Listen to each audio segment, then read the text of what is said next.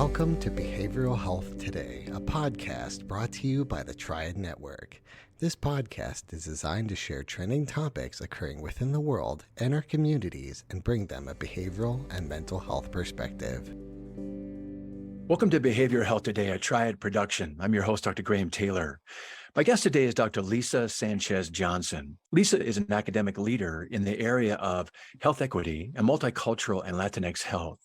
With 30 years of experience conducting research and clinical work with Latinx and Black populations and other ethnic minorities in the area of culturally competent behavioral health and health assessments and interventions. Lisa is an associate professor and the vice chair of research in the Department of Family Medicine at Rush Medical College at Rush University Medical Center. She is also core faculty and director of integrated behavioral health and wellness, DEI, and research in the Rush-Esperanza Family Medicine Residency Program, as well as an associate professor in the psychology department at the University of Illinois at Chicago.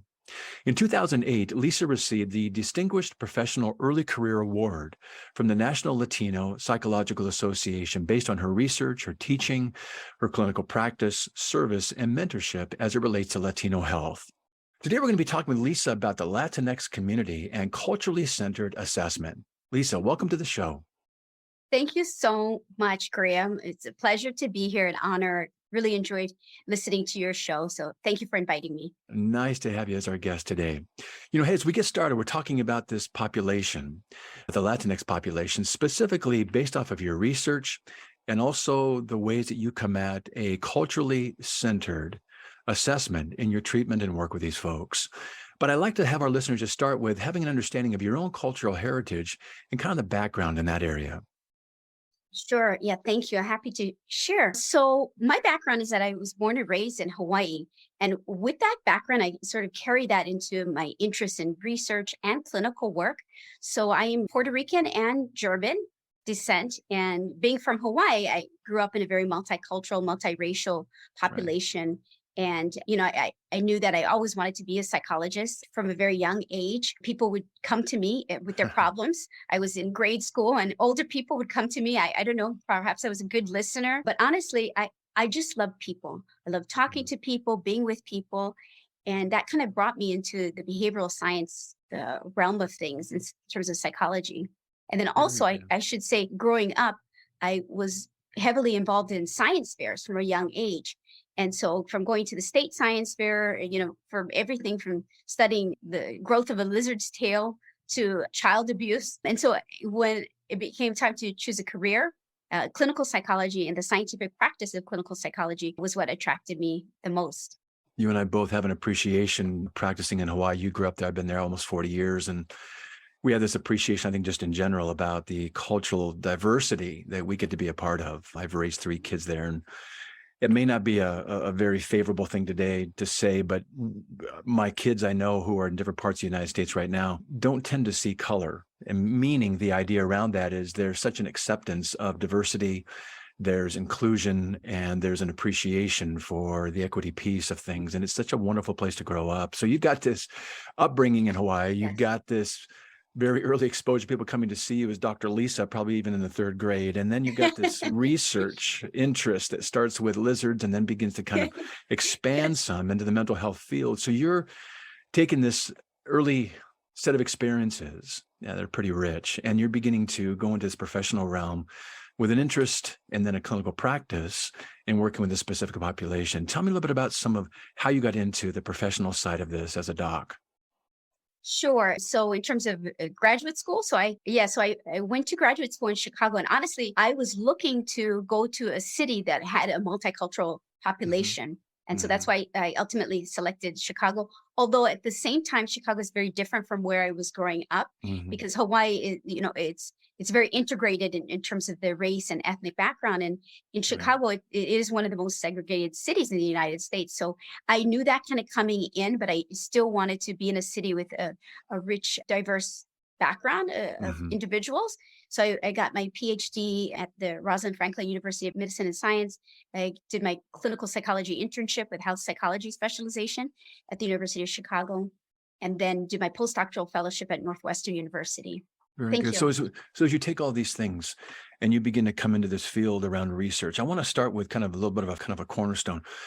In terms of ways that we reference this population, we've heard different words being used to reference this community: Hispanic, Mexican, now Latinx. As we start out, would you kind of clarify for us what we're going to be using and why, and kind of the origin of how it came into the Latinx now and how it's being used so profusely? Yes, thank you so much for asking that question, because people do use those terms interchangeably, and there's confusion sometimes around that. So the word Hispanic, that's the one that was coined, I guess, used first in the 1980 census. So it's a kind of a made up term by the US government, and to refer to everybody that could trace their origins to Spain or the Iberian Peninsula, which is now Spain. And whereas the word Latino tended to be more used on the West Coast, a more of a progressive term at that point many years ago. The controversy around the two terms is that some people feel that the word Hispanic only refers to those from Spanish-speaking countries, which it does, but it can exclude certain other groups like individuals who are from Brazil, even though they're in Latin America. It's the largest Very country, good. but it would actually exclude them. Whereas the word Latino, having that background of individuals who come also from Latin America, it would be inclusive of them. And then the term Latinx is a more contemporary term. Mhm. It's hard to trace exactly when it first appeared, but actually Google Trends traces it to the 2004 when it was first used online to describe people of Latino heritage or Hispanic heritage, but used in to refer to a non-gendered use of the word, because Spanish in general is a very gendered language. So the word O is for masculine, A is for Right. feminine, and O tends to be also inclusive of both groups. But some people did not like that. It felt that it was still male oriented. So to be more inclusive, the word Latinx has come into favor. Really good. Yeah, I should say though that I wouldn't necessarily go around calling people next. If you had a patient, I would say that is as one recommendation, is because according to the Pew Research Center, actually 76% of Latinos haven't even heard of that word. So it tends to be a little bit more in the academic realm that people use that Really? word. Yes, even 20% say that they don't use the word, and only 3% of Latinos or Latinx populations say that they use it. So I would be sensitive about that if you're working in a clinical or research context. The message there is just to ask people how they would like to define themselves. And you had mentioned also another subpopulation, which was Mexicans. And honestly, that is, one of the best recommendations is to use the words that they prefer, and Very also good. to respect and understand the subgroup difference. So if they say they're Mexican, then I wouldn't reflect back and say, oh, so you said you were Latino, because they Right. said that they would describe themselves as Mexican. Yeah, I appreciate that piece. We're going to come and talk a little bit later on. I know you do supervision. I know you do some teaching, mentorship, and some ways that you use a culturally sensitive approach as you're helping folks work with this population, as we should as mental health practitioners with any population that we're seeing, regardless of their color, culture, heritage, even within group differences, not just making a general assumption. But let me flag that, if I could, to come back to that Sure. piece. As you're talking about this population, we're going to refer to it now as those with Latinx descent, if we could. From your research and the work you've done for many, many years, what are some of the unique behavioral health and medical issues that you're seeing being experienced within this community?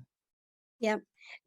I would say certainly they have health issues and mental health issues that are common among many other groups, not just unique to Latinos. But the number one thing that I study, because I think it's so prevalent among many populations, is weight issues. So obesity in particular. Hispanic or Latino, Latinx having very high rates of obesity. And a lot of this data just on Hispanic or Latinos in general comes from what is called the Hispanic Community Health Study of Latinos. So this is the largest epidemiological study of Latinos in the United States. So data was collected on individuals from Miami, Florida, the Bronx, New York, San Diego, and Chicago. So Chicago's a big hub again for that. So Right. a lot of this research that we know comes from those large scale studies. And what was significant about that study is even when you look at obesity, there are subpopulation differences. And that's the richness of studying Latinos, is that you can decide to specialize in one group over the other, right? Or inclusive as well. So Puerto Ricans, for example, having really high rates of obesity, at 40.9% among Puerto Rican men and 51.4% among Puerto Rican women. Whereas if you were only studying Puerto Ricans, you would think that maybe all Latinos had that high rate of obesity, when in fact, South Americans have a much lower rate of obesity. So again, it's important to kind of keep those subpopulation differences in mind. There's also high rates of diabetes in this population. So some of those are health issues. From a practitioner standpoint, then you're saying in terms of depression, anxiety, we could say maybe across groups and across cultural pieces, maybe it's somewhat similar for the most part, but you're saying some of the medical health related issues are noteworthy. In terms of some of the explanatory factors, not so much within the group differences, but just the group as a whole, how have you come to understand some of the health medical related issues with the obesity, with the diabetes, which is a significant thing? With obesity comes heart related issues, cholesterol, et cetera. What's some of the explanatory factors do you find? Yes. With something like obesity, right? For the most part, even though the solution for obesity is multifactorial, right? But we know it's strongly related to diet and physical activity. And, they can have metabolic syndrome, or there could be also metabolic issues related to obesity. So those can be the same. But honestly, I do feel that there is, and a lot of research supports that there's more marketing targeted to these groups. And so that can contribute a lot to what's happening in their communities. It's unfortunate, but there's a lot of money spent on, I guess, targeting those populations so they're not eating as healthy as maybe some other groups. I get it. I think that's an important piece because there are things that can be done around that. And I think that's important for practitioners to understand as well. I know that you've gained national recognition for your research with Latinx communities. And in your areas of research, what have you been most excited about and been most kind of maybe proud of, if you will? So I guess to answer that, because there's a lot of things I feel very happy and honored to have been participated in. I think the thing that I'm most excited about is my research investigating cultural variables underlying race and ethnicity as it relates to diet, physical activity, and body image. So what I tend to study is the role of acculturation. So acculturation is when somebody adopts the attitudes, norms, and expectancies of the host society, which in this case would be mainstream United States. I also study acculturative stress, which is the stress due to the acculturation process, ethnic identity, and cultural values, and biculturalism. So I think that our line of research is unique, and it's exciting to me because I call it like basic research in cultural variables as it relates to some of these other factors, these either diet and even mental health issues that we are beginning to investigate as well. I'd like to mine down just a little bit more on those if I could, because you're talking now about ways that or in things that we could keep in mind from your research and your clinical perspective that can be very helpful for practitioners, both listening to this podcast, but also maybe in their working with this population. Let's go down just a wee bit more. You're talking about from your research and what you're most excited about and expert at, these are your kind of Latinx worldviews, the cultural values and gender roles. Let's start there if we could. So Latinx worldviews, their cultural values, and gender roles. Give me just a kind of little pithy parts in each of those three. Sure. So some cultural values. One of the cultural values that is key to understanding the Latinx population is the role of family or familismo. So this is an emphasis on the importance of intermediate and extended family members who could be related or not related. And, you see this also in terms of the interdependence among each other and kind of valuing that as being a strength. Another key cultural value to understand when you're working with Latinos is the role of, it's called simpatia, or also it's technically the word for sympathy. And this is the idea that Hispanic or Latinx populations prefer smooth, positive relationships. Now, this is not we want to be careful not to stereotype individuals. So I'm speaking in general, and certainly there are other groups that have similar characteristics, but I'm saying that when you talk about Latinos, you can't not talk about the role of family or the desire to prefer smooth, positive social relationships. Also, there's a concept of personalismo, and this is a key variable, key construct to keep in mind in terms of valuing personal relationships. So in a clinical setting, for example, you would want to be a little bit more personal with individuals. So for example, if you were walking with them to your office, you might say to them, a personal question. For example, asking about their family. How's your family doing? Versus speaking about something in general, like how was parking today? You see, so you're focusing more on the personal aspects of things. And then you brought up a good question about those gender roles. So that's also critical for Latino families and individuals. So there is this concept that you and probably many other people have heard of called machismo. It comes from the word macho. And so we all have this stereotype already of what you may think I'm going to talk about, right? Of this certain individual or a manly characteristic in general. So I want to say that in Latino culture, this is an idea that is a culturally prescribed way for a man to behave. This person is able to be in control and take care of his family. It's a sense of honor and obligation to their family. It's in the positive sense of the word, that's what that means. Also, there's a counterpart to that traditionally much attention has not been paid to it, which is called Marianismo. And that is a culturally prescribed way for a woman to behave. And that word comes from the word Mary or Virgin Mary in the Catholic tradition. And this is the idea that a person is maybe self-sacrificing, that she's willing to give up her own needs and put those second and put her family first. And it comes from, again, some maybe religious undertones there that you can kind of pick up.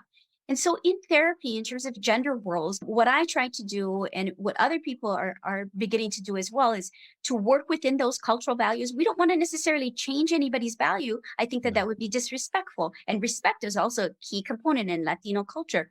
So we want to work with their cultural values and help them to interpret it in a new sort of a way in terms of a situation. So for example, with Marianismo, if I was helping somebody to lose weight and engage in healthier behaviors, I might encourage them to see how coming to their appointments or coming to a research study is actually helping their family. See, so I'm building upon that role of the family and how, by doing that, they are actually also helping their family as well. We'll be right back after word from our sponsor. Nearly 9 in 10 registered voters believe the nation faces a mental health crisis, according to a new USA Today Suffolk University poll. Americans are more concerned than ever about their mental health. Mental health first aid provides the resources and training to identify, understand, and respond to signs of mental health and substance use challenges. It provides the confidence and skills needed to offer life-saving assistance, and it provides peace of mind. Our experts provide mental health first aid training for adults, teens, caregivers, veterans, law enforcement, EMS, and school faculty. Mental health concerns are on the rise, but evidence-based training through mental health first aid can make a difference.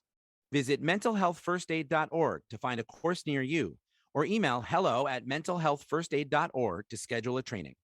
Courses are available for individuals, groups, organizations, and companies of all sizes. Visit mentalhealthfirstaid.org and make a difference in your community.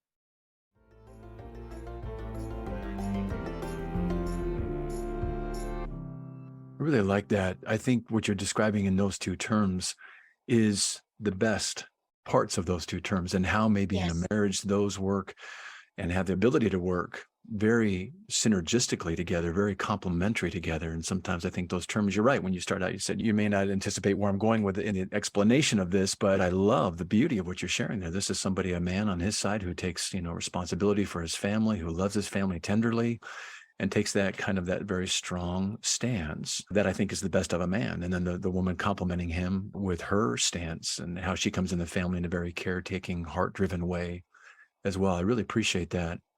You were talking earlier about how we can take a group, but wanting not necessarily to kind of judge a group just by, just the box that they check, but the importance of within group differences. Particularly, you mentioned two things: acculturation and immigration.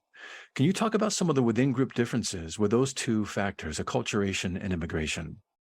Yes. One of the things is that, again, acculturation is adopting the attitudes, norms, and expectancies of the whole society. So if we don't pay attention to somebody's level of acculturation, first of all, we won't accurately describe the individual, right? So acculturation is not just the language that they speak. Are they speaking English? It can be also what kind of music they listen to, what kind of food that they eat. There's actually, for example, a dietary acculturation measure that somebody can give that's just more specific to diet, but then there's also broader measures of acculturation. And acculturation, I should mention, for people who are doing research, Sometimes acculturation measures will say the word acculturation, this is an acculturation measure for Hispanic Latino, but it may not actually be measuring acculturation. It may be measuring something else called ethnic identity. And ethnic identity is your thoughts and feelings about your ethnic group. Yes. Now, you Yes. can be more ethnically identified as a Latino. For example, myself, I identify more as a Latino or Latina female, Latinx female, but my acculturation level, which is a different within group variable, can be still very high. So people consider them orthogonal constructs. So you can be high on one, low on the other. So that's an example of a within group difference. And also immigration, that's an important construct. Again, not all Latinos are immigrants. The majority are not. They were born in the United States. It's a stereotype that individuals have. But there may be health concerns that place people at greater risk depending on whether or not they were born in the U.S. or how long they've been in the U.S.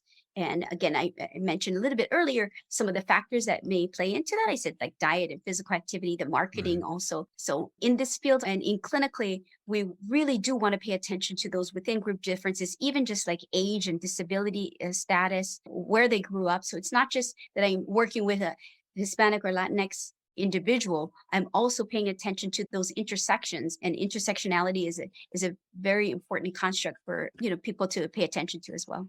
You know what I love about that emphasis too is that I think oftentimes people come into therapy and it's usually, some issue or problem driven thing. But I think one of the things we get to do as practitioners is we get to not only just address a thing, the pain, if you will, and the thing that's bringing them in, that's the presenting problem, but we get to kind of shade in and develop with them a greater appreciation for who they are, not just as a person with a problem, but who they are within the context of their family, maybe within their community, maybe within their cultural heritage.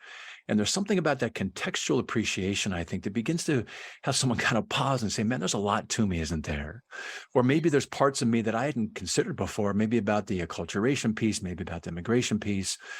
Maybe some terms I've used like, macho or machismo before that I kind of didn't even really even understand within my own cultural heritage, that when you put it in that way, now I want to aspire to something here that reframes it for me in a really, really cool way. So I love this emphasis that you're giving us here. I want to go over one more piece here. You also have talked about the Latinx health paradox and factors that can impact this paradox. Just find that for us and explain it. Yes, sure. So another key construct to understand a phrase, so the Latino health paradox, it is an epidemiological paradox whereby Hispanic Latinos tend to have lower rates of mortality than non-Hispanic whites, despite lower average income and education. And that runs contrary to what we traditionally have known about minority health, like certain ethnic groups that maybe have higher mortality. So that's not necessarily the case with Hispanic Latinos. That was in general, that's what the Hispanic paradox or the Latino health paradox referred to. Now, I want to say that body of research is still out there, but now we're beginning to understand it in a more complex fashion. So some of those within group differences is what now researchers are paying attention to. So things that may affect it is, again, those subpopulation differences with Mexicans and Puerto Ricans, like who are we talking about? Also in terms of immigration, so first generations or those who are middle age may be healthier than those who have migrated at a younger age as well. And also gender differences. So the life expectancy may be similar between Hispanic women and non-Hispanic white women, but not among men, not among Hispanic or Latinx men. So I think it's appreciating those within group differences. I think that's a real key piece. I think for any group that comes to see you with different, cultural heritages and ethnicity and race, I think being able to be appreciative of not just stereotyping somebody because of their color or language, whatever it may be, but to understand that within that, there's some generalities for sure, some things that are specific, some of which you shared with us today, but then there are also the within group differences that make that person unique. And I think being interested enough to be curious about, hey, tell me what makes you unique, maybe in this area or this area, in ways that the person themselves may not have even explored, or maybe they just kind of see themselves in a generality too about, well, I'm this, so that must mean that I'm this, and I don't think that's always true. So I think you're developing a different appreciation with the folks you work with. I also know that you work with folks in a mentorship and in a training capacity as well. and those that want to kind of work in this area. And I want to talk about how do you, in that role as a mentor, as a trainer, supervisor, how do you help them address developing more cultural competencies with those that they see? Yes. Training and mentorship is really important to me. In fact, I we have know. a training mentorship program where I work at Rush University Medical Center. And so I do try to provide and I articulate to mentees my own orientation. So I try to be a role model to them in terms of disclosing my own ethnic background, my own cultural upbringing, Mhm. in hopes that that helps us to connect with each other. And what I explain to people is that I try my best to offer warm, empathic mentoring. Okay, so and I articulate that because I think it's important for people to hear, okay, what are your value systems? The other thing that I do is we talk about Latino values and also just values in general. So when we have people that are coming into our team, we do talk about, well, what kind of value system are we going to set here amongst our work together? And I Mm. find that a lot of us do appreciate the role of family. I don't just work with Latino individuals, but just like in general, these are some themes that kind of cut across. The other thing that I emphasize to them is mentorship is really important because I say that you really only need one outstanding mentor. However, um, I'm a big advocate for having more than one mentor Mhm. because different mentors can provide mentorship to you at various levels of training. I have my own mentors that I go to as well. And that's important to get the diverse perspectives. And also, in terms of mentoring, I also strongly value vertical mentoring, where there's Mhm. different people at various stages of their training I like that. levels that you can kind of all benefit from each other. So, yeah, we try to have a family oriented, I guess, style of mentorship and training, but just also try to have fun. The other thing I should say, Graham, that I do is when I'm doing mentorship and when there's a professional development thing that I'm talking about or career development, I specifically point that out because I feel that sometimes we don't know when professional development is occurring. We just think, oh, we're just learning. But I think it's important to say, oh, I'm talking to you right now about career development. This is why this is going to be important for your career or professional development. This is a professional development piece. Just kind of articulating that. I found that my trainees find that that's helpful and it helps to cue for them. This is a pearl that I need to kind of carry with me and take on when I go forth. And that kind of ripples over then into the effectiveness, I would imagine, of their being able to see the folks they see and to be effective in their work with them. I also like the idea when you're in a group mentoring that I would imagine you explore with those in the room, maybe from different, cultures and backgrounds, what's unique about theirs, Yes. because it's about appreciating theirs and the values and roles and gender, issues that relate to theirs as well, so that they can come in. And I think that's just part of our ethics, of having our own sense of ourselves as well as it helps us manage, counter-transference issues, that come up, as well as transference issues, come up in the therapy, what's going to be projected on us. So Lisa, we're kind of coming to a close in our show today. And I would love, as we wind down, for our listeners to have kind of a takeaway from you around cultural competency. So leave us with a takeaway, would you? Sure. So cultural competency is having the awareness, knowledge, and skills needed to work with diverse ethnic groups. And if people just kind of take that to heart and understanding that it's their job to understand themselves as a cultural being and to be able to effectively work with individuals is, a Nice. really smart place to start in terms of their own work with Yeah, really themselves. nice. Really nice. I love that. Well, hey, as we do begin to wind down, I would love our listeners to have a chance to follow up, to learn more about your work with the Rush University Medical Center, and also about you just personally and also in your private practice. Give us some resources as we begin to close for today. Sure. So for Rush University, I work in the Department of Family and Preventive Medicine. And so the website there would be www.rushu.rush.edu. And they can search on that, find all kinds of Nice. pearls of wisdom. We also have a family medicine residency program that works largely with the Latinx population. So a wonderful training program there. For myself, they can find me on LinkedIn. I'm there. And my Twitter is at Dr. Lisa SJ. And then my clinical practice, which I will be starting up again soon, I have some information about me on hawaiipsychology.org. You just look for find a psychologist and they can find me there. Really good. Really good. Well, in closing, I had mentioned at the beginning of our talk today about an award that you had received in 2008, but I also want to tell our listeners, in addition to the numerous grants and awards that Lisa has received, her work with the Latinx health community and just in this whole area, including an award that she received just this past October 2022. She received the Distinguished Professional Career Award from the National Latinx Psychological Association based on her research and her education and training, her mentorship work, her service, and her clinical practice with this population. So Lisa, congratulations on that. It's been great to have you on the show. Thank you so much. My pleasure. Thank you so much for inviting me, allowing me to share my work. Appreciate it.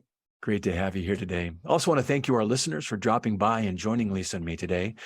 It's always great to have you with us. I want to remind you that this episode today and its resources, along with our other episodes, can be found on our webpage at triadhq.com/BHT. So check out our webpage, triadhq.com/BHT, and explore our archive of podcasts and resource materials. Thanks again for being with us on the show, and we'll look forward to having you back with us next time on Behavioral Health Today. We appreciate all the support from our community, and if you like our show, one of the best ways you can support it is by giving us a 5-star rating and leaving a review. Behavioral Health Today is a podcast part of the Tribe Network, all rights reserved.